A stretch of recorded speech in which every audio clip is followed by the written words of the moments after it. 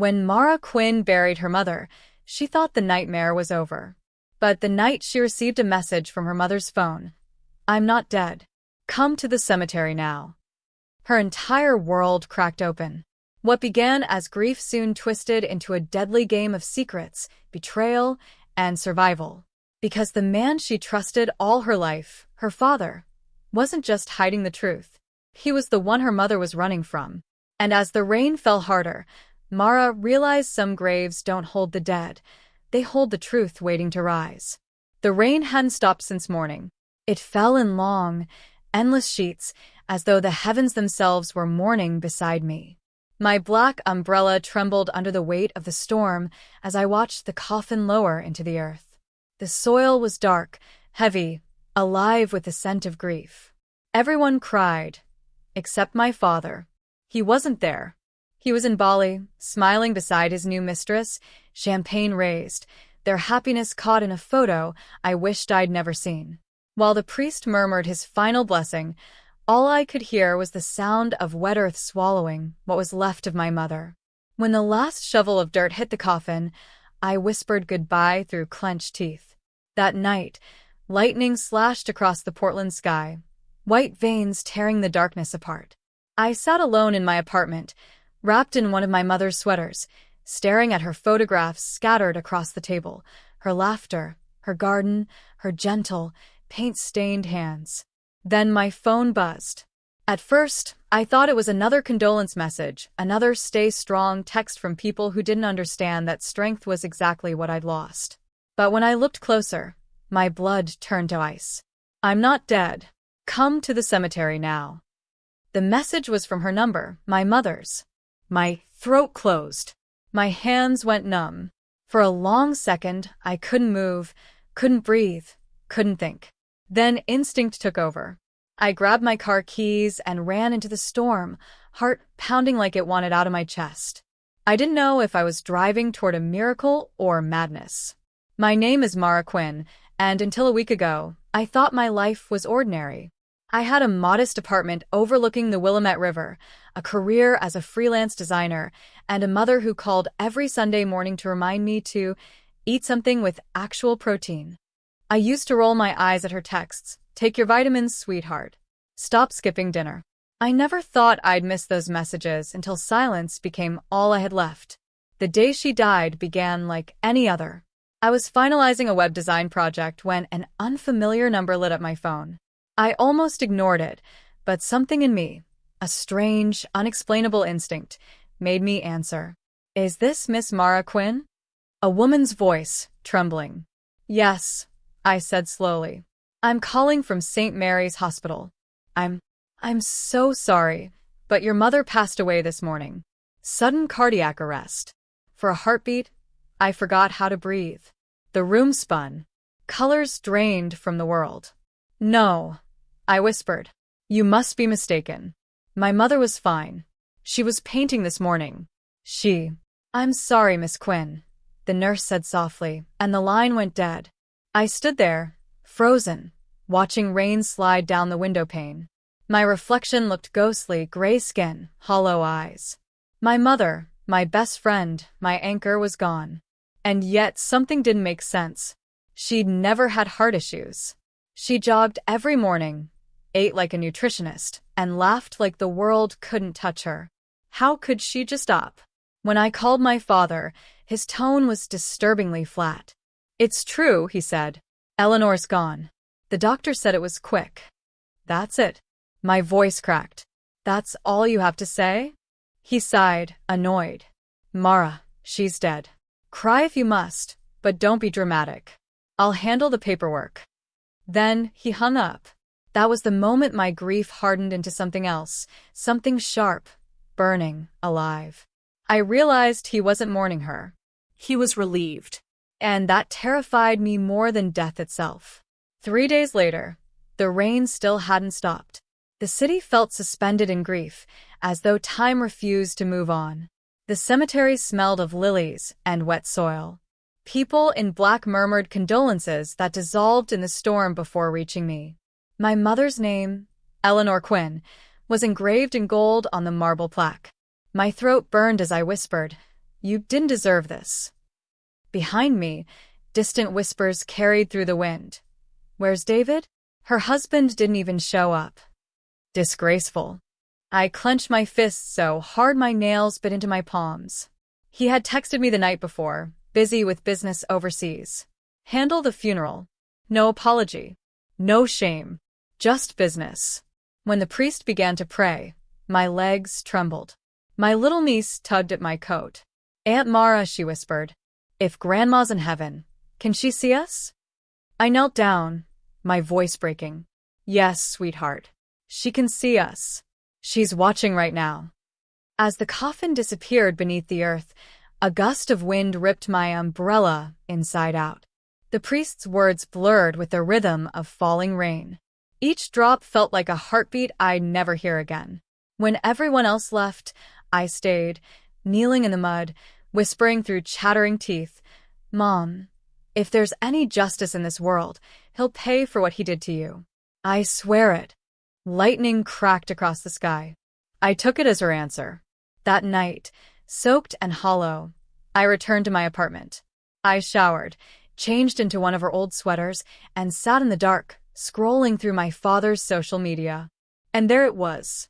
A photo posted only hours earlier. Him on a sunny beach, arm around a young woman with perfect hair, captioned, New Beginnings. My heart stopped. My hands trembled so violently, I nearly dropped the phone. While I buried my mother in the rain, he was smiling under the sun. Something inside me shattered, and something darker began to rise. Sleep was impossible. Every creak of the apartment sounded like footsteps. Every flash of lightning revealed ghosts in the corners. I kept seeing her face, pale and peaceful in the coffin. Too peaceful. I scrolled through old photos, her laughing in her art studio, painting under sunlight, her teaching me how to bake when I was 10, her hugging me after my first heartbreak. Every image was a knife turned in my chest. Then my phone buzzed again. I almost ignored it. But then I saw the name. Mom. My breath caught. Her number. The one I couldn't bring myself to delete. My thumb hovered over the screen. One new message. I'm not dead. Come to the cemetery now. I stared at it for what felt like forever. My mind screamed logic, a prank, a glitch, impossible, but my body had already decided. I grabbed my coat, my keys, and ran into the storm. The rain cut against my skin like icy blades. My windshield wipers battled the downpour as I sped through empty streets, headlights slicing through walls of water. Every instinct screamed to turn back. But I could still hear her voice in my head, soft, loving, certain. Trust your heart, Mara. Even when your mind is afraid. By the time I reached the cemetery gates, the world had turned to mist. The lamps flickered weakly, their glow bending through fog. Gravestones glistened under the rain. Mom, I called out, my voice trembling. Silence. Only rain against stone. Then movement. From the far end near the willow trees, a shadow stirred. A figure, small and hunched, wrapped in a soaked coat. My flashlight trembled in my hand as I lifted it. The beam caught her face, pale, fragile, and alive. My breath hitched. Those hazel eyes. The eyes I'd known my entire life. Mara, she whispered. The flashlight fell from my hands. I stumbled forward, my heart roaring in my ears. Mom, how are you alive? She reached for my hands, her fingers cold but real. It's me, sweetheart, she whispered. But you can't tell anyone I'm alive. Rain poured harder, drumming against the earth, washing away the last boundary between life and death. I couldn't speak. I couldn't even cry. Her skin was pale, almost translucent. Her hair clung to her face in wet strands. But her eyes, those eyes were real. Everyone saw you, I said shakily. I saw you. You were gone.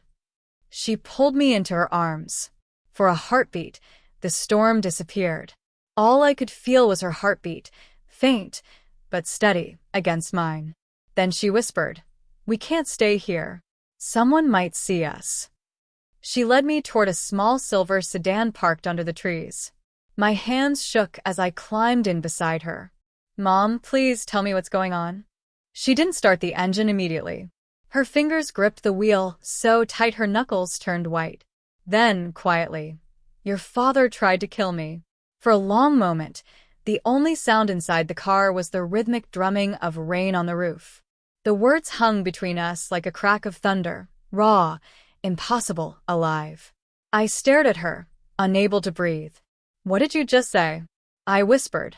She turned toward me, her eyes gleaming in the dim light. David planned it.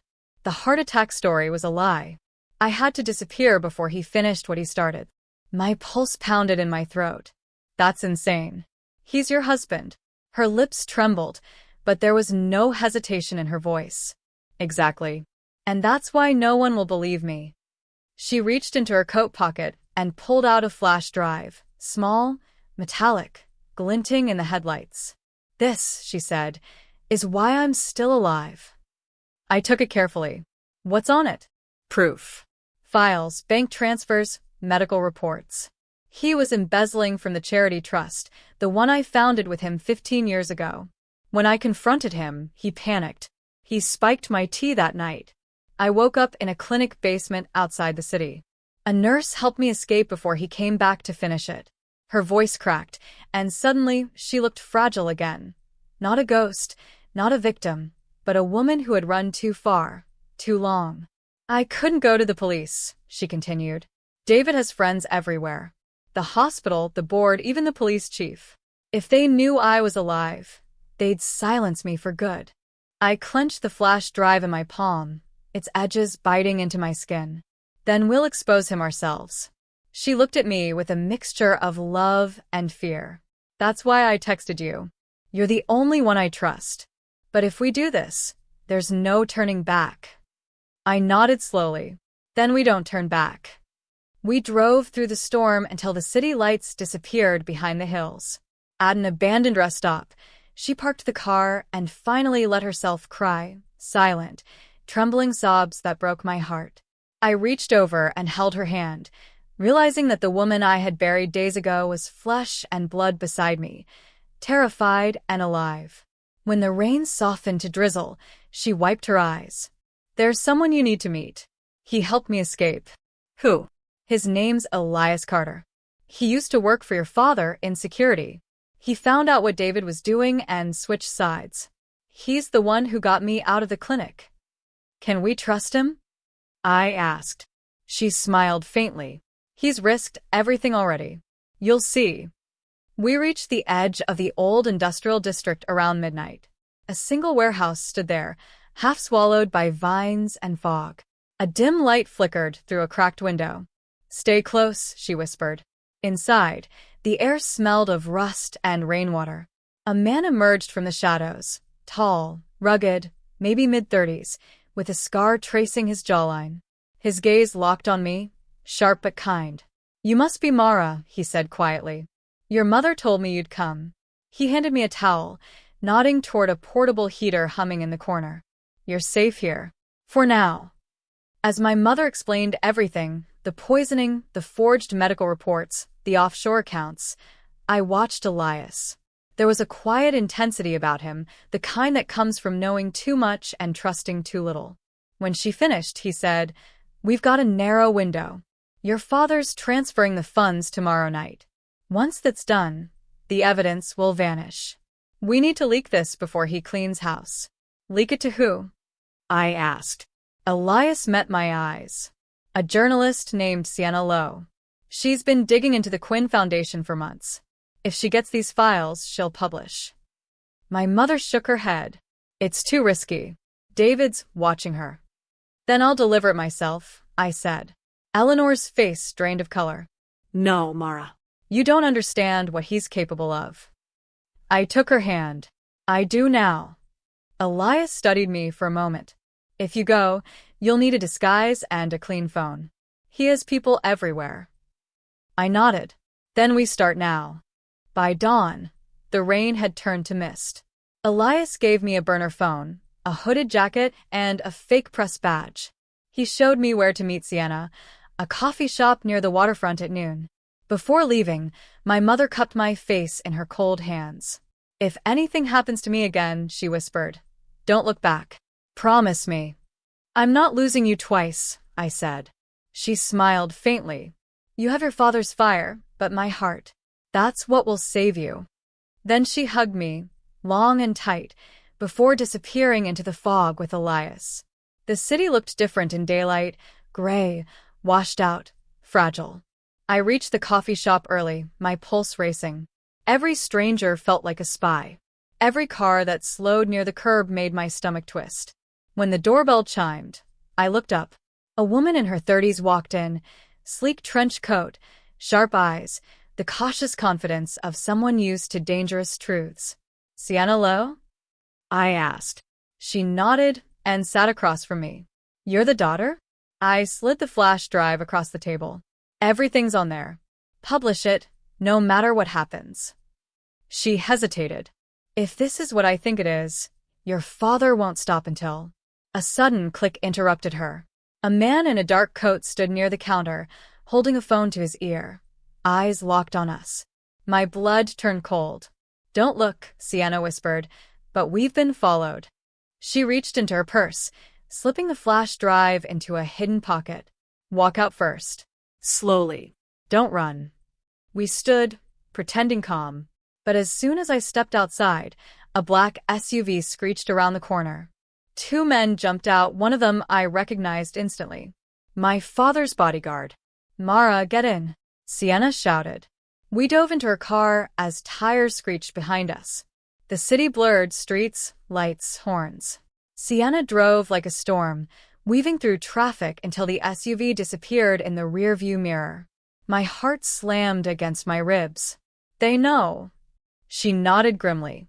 He must have traced the number you texted me from. We can't go to the police. He owns half of them.